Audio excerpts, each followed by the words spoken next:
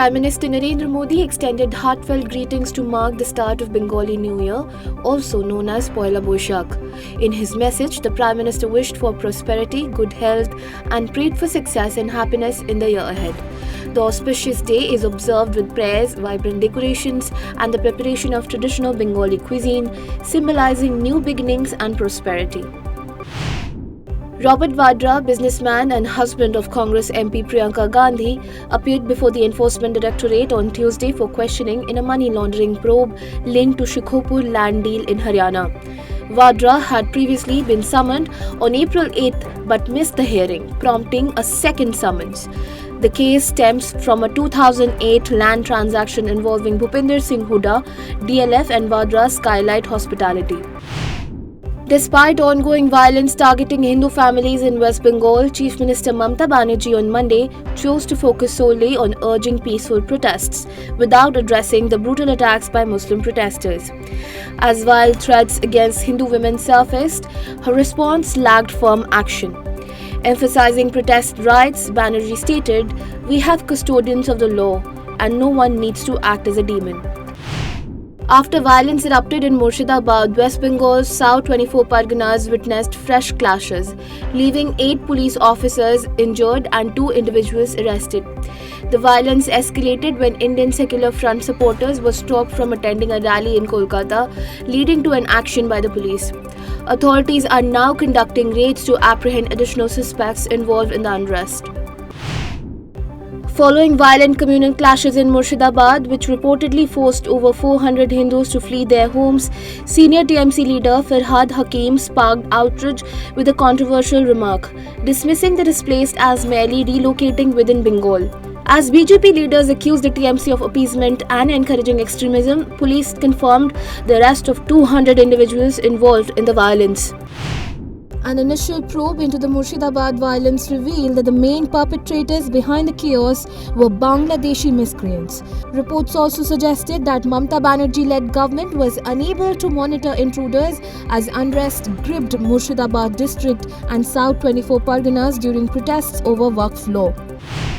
Tamil Nadu Chief Minister M.K. Stalin on Tuesday announced the formation of a high-level panel to examine the rights and autonomy of states in relation to the centre.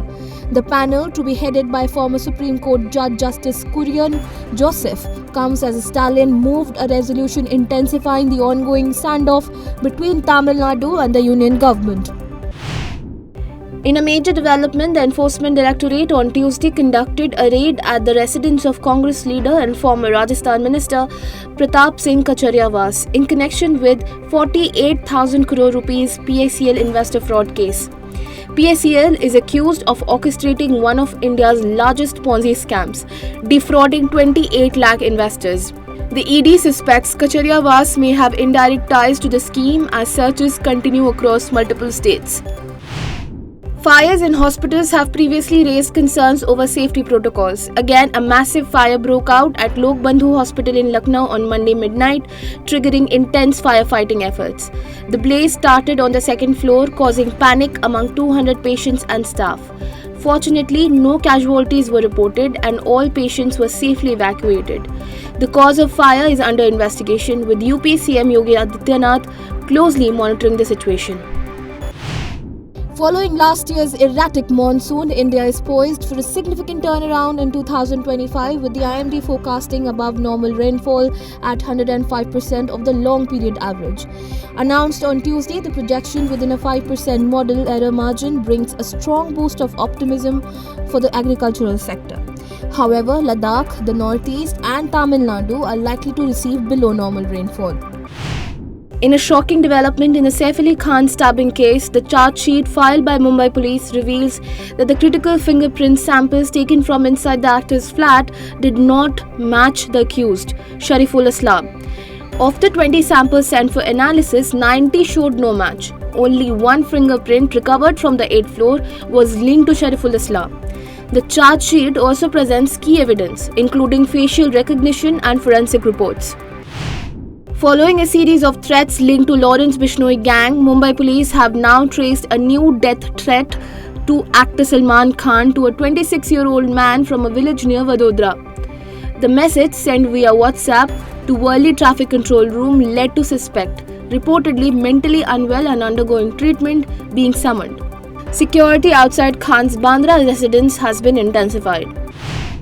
Amid escalating US-China trade tensions sparked by President Trump's tariffs, China has reportedly instructed its airlines to suspend deliveries of Boeing jets, Bloomberg said on Tuesday. Condemning Washington's actions as bullying, Beijing has imposed retaliatory tariffs of up to 125%. Chinese carriers must also halt purchases of US aircraft-related equipment. Beijing is considering support for airlines leasing Boeing jets facing rising costs.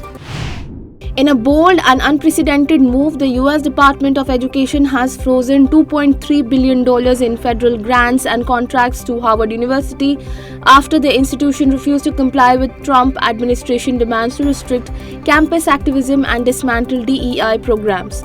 Standing firm, Harvard condemned the sweeping reforms as unconstitutional and a violation of its civil rights, vying to defend its independence.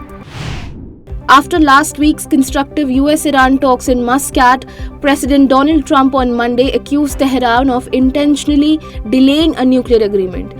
He warned Iran to abandon its pursuit of nuclear weapons, cautioning that military action remains an option. While Trump acknowledged Iran's interest in a deal, he voiced doubt. Defense Secretary Hexet confirmed US military preparedness if diplomacy breaks down. Following last weekend's indirect negotiations in Muscat, the next round of US-Iran nuclear talks will take place in Oman on Saturday, according to IRNA. Iranian Foreign Ministry spokesman Ismail Baqei confirmed the April 19 meeting in Muscat, dismissing earlier claims by Dutch Foreign Minister who had suggested that the talks would be held in Rome. Amid growing trade tensions, China has suspended exports of rare earth minerals and magnets, which are essential for US industries such as aerospace, semiconductors, and electronics. This action, a response to US tariffs, has disrupted supply chains, particularly for major manufacturers like Honeywell and Lockheed Martin. With China controlling 90% of global supply, these restrictions pose a significant threat to global markets, prompting Western efforts to diversify their sources. In previous years, New York City has marked numerous cultural milestones, but on Monday, the city made history once again. On April 14, New York City officially declared the day as a special observance, recognizing the significance of community, heritage, and progress. This decision has been widely praised, further reinforcing the city's commitment to inclusion and diversity. Punjab Kings will face Kolkata Knight Riders on Tuesday, April 15 at Maharaja Yadavendra Singh International Cricket Stadium in Mulanpur, Chandigarh. The game is set to begin at 7:30 p.m. Following a turbulent week in global markets, Indian equities rode back with a powerful rally, surging over 2% this morning in sync with Asian peers.